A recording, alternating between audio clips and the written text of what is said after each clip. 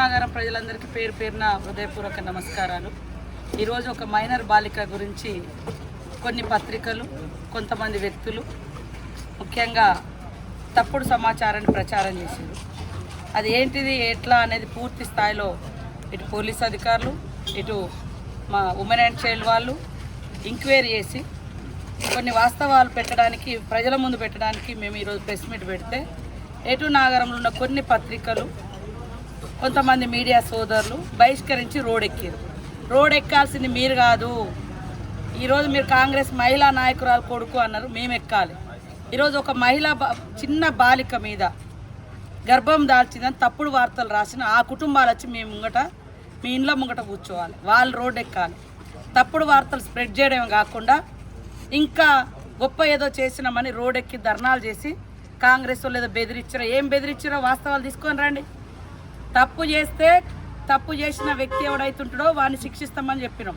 తప్పుడు వార్తలు కూడా స్ప్రెడ్ చేసి ఈరోజు ఒక మైనర్ బాలిక జీవితంతో చెలగాటాలు ఆడడమే కాకుండా ఈరోజు మీరు ఒక పార్టీకి తొత్తులుగా మారి తప్పుడు ప్రచారాలు చేసి కాంగ్రెస్ను బదనాం చేస్తే మీరు రాజకీయంగా రండి.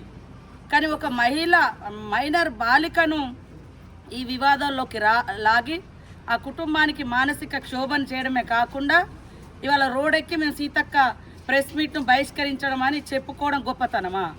ఎందుకు బహిష్కరించారు? మీ దగ్గర ఏమి ఆధారాలు ఉంటే నన్ను వచ్చి నిలదీయాలి కదా.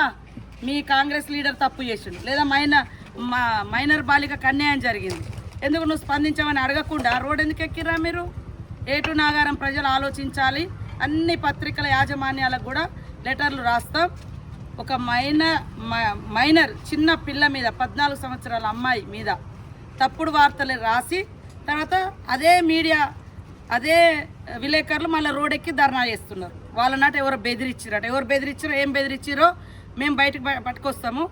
మరి మీరు కూడా ఆ అమ్మాయి కుటుంబాన్ని ఎంత మానసిక క్షోభకు గురి చేసిరో మీరు వచ్చి ఫస్ట్ బయటకు వచ్చి పోలీస్ స్టేషన్లో మీ దగ్గర ఎవిడెన్స్ ఏందో చెప్పండి అని మేము డిమాండ్ చేస్తాము.